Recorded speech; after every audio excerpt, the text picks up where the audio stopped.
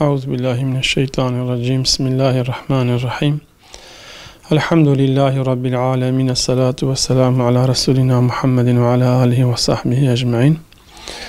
Öncelikle bu hac mevsiminde Allah'ın evine misafir olup o hac farizalarını yerine getiren bütün hacı kardeşlerimizi, bütün Müslüman kardeşlerimizin hacları mebrur olsun. Allah-u Teala dergahında kabul etsin. Orada yapmış oldukları duaları, zikirleri, ibadetleri dergahında kabul eylesin inşallah. Şimdi gerçekte yapılan haccın kurallarına, şartlarına, belki ihlasla yapılan haccın şöyle bir özelliği var. Allah Resulü Aleyhisselatü Vesselam buyuruyor. Diyor, insan hac etti mi, hacca gitti mi, hac vazifesini icra etti mi, anasından doğmuş gibi geri evine dönüyor. Yani bütün günah yükünü oraya bırakıyor, tertemiz bir sayfayla memleketine dönüyor. Dolayısıyla biz Yüce Allah'ın bizim onun evini ziyaret etmemizle birlikte bize bahşetmiş olduğu bu tertemiz sayfayı tertemiz amellerle doldurmamız lazım. Evet, insan beşerdir, insan nefsiyle, şeytanıyla mücadele eder.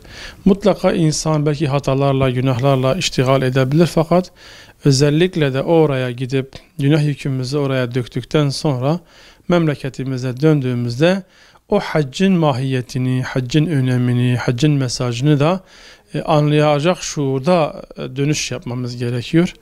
Dolayısıyla hac büyük bir organizasyondur. Kardeşlerin buluşmasıdır. Dünya Müslümanlarının bir araya gelmesidir.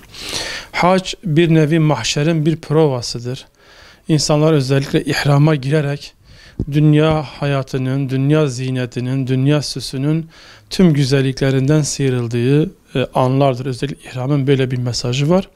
İşte bizler oralara gidip, hacılar, Müslümanlar gidip oradaki görevlerini ifa ettikten sonra, o manevi atmosferi teneffüs ettikten sonra memleketimize döndüğümüzde o kişiliğimizi korumamız lazım. O maneviyatı korumamız lazım. O hacden aldığımız mesajları lebbeyk, lebbeyk, lebbeyk, Allah'a binlerce söz verdik orada. Yani ahlakımızı düzelteceğimize, ticaretimizi düzelteceğimize, gıybeti, dedikoduyu bırakacağımıza, İslami bir hayat yaşayacağımıza, dünyayı kendimize gaye ve amaç edinmeyeceğimize, Resulullah Aleyhisselatü Vesselam'ın yolunu sürdüreceğimize ve buna benzer birçok noktada ne yapmışız? Orada Allah'a söz vermişiz. Lebbeyk, lebbeyk, lebbeyk. Emrindeyiz, emrindeyiz, emrindeyiz ya Rabbi diye. İşte bugün belki dönüşte bunu ispatlama vaktidir.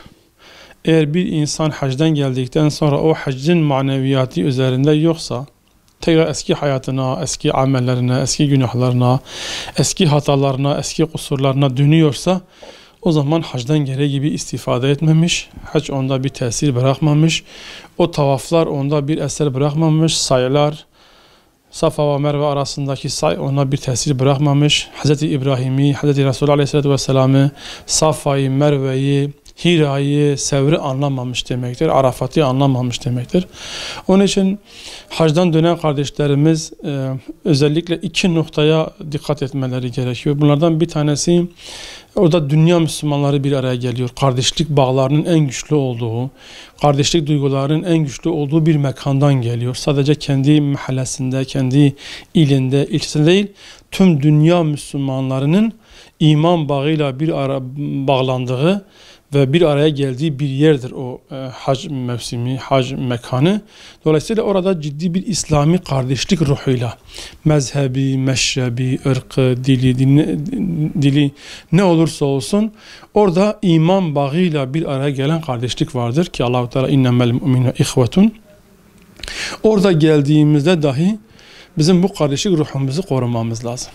Yani orada Hanifisiyle, Şafisiyle, Sünnisiyle, Şiisiyle, tüm Müvahhabisiyle, bütün müminlerin bir arada olduğu bir mekandır. Siyahıyla, beyazıyla, her renkten insanların, her ırktan insanların buluştuğu bir yerde ve hepsi de aynı amaca hizmet etti.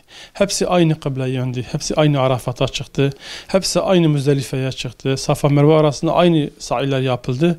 Kısacası bütün haccın mesaikleri tüm insanlar tarafı, oraya gelen tüm insanlar tarafından yapıldı. Bu da neyin göstergesidir? Allah bizi kardeş kalmış. Bizim dönüşümüzde bile bu kardeşliğimizi korumamız lazım. O anlayışımızı muhafaza etmemiz lazım. O bilinçte olmamız lazım. İkincisi de ahlaki olarak bizim olgunlaşmamız lazım. Yani hacdan önce olabilir ki hayatımıza bazı yanlışlar, bazı günahlar, bazı eksikler, ahlaki bazı zafiyetler, belki bazı haram lokmalar bulaşmış olabilir ama günah yükümüzü hacdan bıraktıktan sonra tertemiz bir sayfayla anamızdan doğmuş gibi memleketimize döndüğümüzde o tertemiz sayfamızı muhafaza edip daha fazla salih amellerle bizim doldurmamız lazım. O haccın ağırlığını üzerimizde taşımamız lazım.